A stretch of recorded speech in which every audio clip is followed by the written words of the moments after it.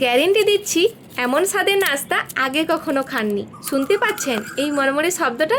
ভেতরের পুরটা দেখলেই জিভে জল চলে আসবে।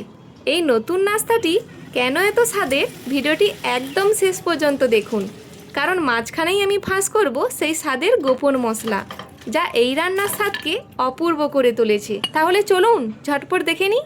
এই স্ন্যাক্সটি বানানোর জন্য 2 কাপ ময়দা নিয়েছি, যেটা ওজনে 400 গ্রাম। ময়মের জন্য 2 টেবিল চামচ সাদা তেল আর পরিমাণ মতো লবণ, হাফ চা চামচ কালো জিরে দিয়ে ভালো করে ময়ম দিয়ে দিচ্ছি। এতে অল্প কালো জিরে দিলে এই স্ন্যাক্সটির ফ্লেভারটা ভালো আসে। দেখুন এইভাবে মুঠো করলে দেখবেন হাতের মধ্যেই থেকে যাচ্ছে, তাহলে বুঝবেন ময়ম ঠিকঠাক দেওয়া হয়েছে। আর যদি ঝরে পড়ে যায় তাহলে আরও 1 টেবিল চামচ তেল দিতে পারেন। অল্প অল্প জল দিয়ে একটা শক্ত ডো বানিয়ে নিচ্ছি, যেমন আমরা লুচির জন্য মাখাই তার থেকে একটু শক্ত বানিয়ে নেব। তাহলে কি হবে, ভাজার পর স্ন্যাক্সগুলো বেশি সময় ধরে মুচমুচে থাকবে। এইবার ঢাকা দিয়ে 20 মিনিট মতো রেস্টে রেখে দেব। তারপর একটি কড়াইতে কিছুটা তেল গরম করে লো ফ্লেম করে 50 গ্রাম মতো বাদাম ভেজে নিচ্ছি। বাদামগুলো বেশি লাল করে ভাজবো না, হালকা ভেজে একটি পাত্রে উঠিয়ে নেব। এই স্ন্যাক্সগুলোর ভেতরে স্পেশাল সুস্বাদু পুর বানানোর জন্য প্রথমেই কিছুটা তেলের মধ্যে অল্প 5 ফোড়ন, একটি পেঁয়াজ কুচি, 2-3টে কাঁচা লঙ্কা কুচি দিয়ে হালকা গোল্ডেন করে ভেজে নিচ্ছি। পেঁয়াজটি হালকা ভাজা হয়ে গেলে এবার এতে দিয়ে দিচ্ছি 1 চামচ আদা বাটা। আদাটি দেওয়ার পর মশলাটি হালকা করে কষিয়ে নিচ্ছি, যাতে আদার কাঁচা গন্ধটা চলে যায়।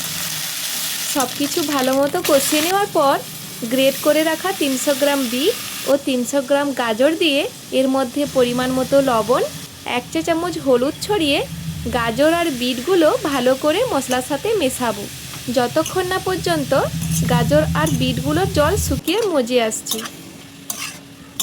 দেখুন বন্ধুরা, বিট আর গাজর থেকে জলটা কিন্তু খুব ভালো করে শুকিয়ে নিয়েছি। এবার আগে থেকে সেদ্ধ করা আলু গ্রেট করে দিয়ে দিচ্ছি, সাথে ভেজে রাখা বাদাম আর সামান্য চিনি, যাতে স্বাদে একটা সুন্দর ব্যালেন্স আসে। এই সবগুলো উপকরণ খুব ভালো করে মিশিয়ে নিচ্ছি। ততক্ষণ এই ফাঁকে একটা কড়াই বসিয়ে স্পেশাল মশলা বানিয়ে নেব। দিয়ে দেব হাফ চা চামচ মৌরি, হাফ চা চামচ গোটা জিরে, হাফ চা চামচ গোটা ধনে, গোটা গরম মশলা ও 4টে শুকনো লঙ্কা দিয়ে হালকা ভেজে গুঁড়ো করে নেব। নমস্কার বন্ধুরা, আমি মন্টু, আপনারা দেখছেন মন্টু রান্নাঘর। গুঁড়ো করে নেওয়ার পর এর উপর থেকে ছড়িয়ে দিচ্ছি আর অল্প টাটকা ধনেপাতা কুচি, যাতে এই মশলার সুন্দর একটা গন্ধ এই রান্নায় মিশে যায়। সব কিছু আরও একবার ভালো করে মিশিয়ে নিচ্ছি। বন্ধুরা, আমার এই রান্নার পেছনে পরিশ্রম তখনই সার্থক হয় যখন আপনারা পাশে থাকেন। আমার এই ছোট্ট প্রচেষ্টাকে এগিয়ে নিয়ে যেতে প্লিজ চ্যানেলটিকে সাবস্ক্রাইব করে আমার পাশে থাকবেন। আপনাদের একটি সাবস্ক্রাইবে আমাকে পরবর্তী ভিডিও বানাতে অনেক আগ্রহ দেয়। 20 মিনিট পরে ময়দার ডোটিকে লম্বা রোলের মতো করে কয়েকটি টুকরো করে কেটে নিচ্ছি। তারপর টুকরোগুলি একটি পাত্রে রেখে একটি টুকরো নিয়ে রুটির মতো পাতলা করে বেলে নিচ্ছি। বেলে নেওয়ার পর রুটির সাইডগুলো একটি চাকুর সাহায্যে সমান করে কেটে একটি কাঁটা চামচের সাহায্যে চেপে চেপে ডিজাইন বানিয়ে নিচ্ছি। তারপর একটি চাকু নিয়েছি, এইভাবে গ্যাপ রেখে রেখে কেটে নেব। এইবার দুটো আঙ্গুলের সাহায্যে চিপে চিপে সুন্দর একটা শেপ দিয়ে দিচ্ছি। দেখুন কত সুন্দর দেখতে লাগছে। তারপর শেপটিকে এইভাবে উল্টে দিয়ে এবার ভেতরে পুরটাকে এইভাবে লম্বা করে রেখে 2 হাত দিয়ে খুব সাবধানে আস্তে আস্তে এটাকে রোল করে নিচ্ছি।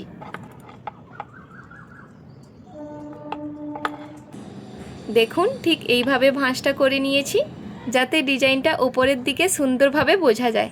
এখন এই ডিজাইনটি জোড়া লাগানোর জন্য আঙ্গুল দিয়ে সামান্য ময়দার বাটার লাগিয়ে হালকা হাতে চেপে চেপে জোড়া লাগিয়ে দিচ্ছি, যাতে তেলে ভাজার সময় ডিজাইনটি একদম ঠিকঠাক থাকে। এইভাবে প্রত্যেকটি সেম প্রসেসে বানিয়ে নিয়েছি। এবার তৈরি করে রাখা ফুলের ডিজাইনগুলো গরম তেলে একে একে ছেড়ে দিচ্ছি। ভাজার সময় কিন্তু আঁচটা একদম মাঝারি করে রাখবো, যাতে ভেতর থেকে মুচমুচে হয় আর সুন্দর একটা সোনালি রং আসে। দেখুন তেলে দেওয়ার সাথে সাথেই ডিজাইনটা কত সুন্দর ফুটে উঠেছে। ঠিক এইভাবে উল্টে পাল্টে লালচে করে ভেজে নিলেই তৈরি হয়ে যাবে আমাদের আজকের মুচমুচে নাস্তা।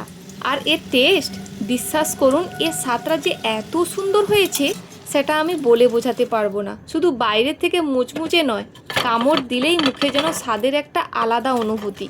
দেখুন কি সুন্দর গোল্ডেন আর ক্রিপসি হয়েছে। শব্দ শুনে নিশ্চয়ই বুঝতে পারছেন।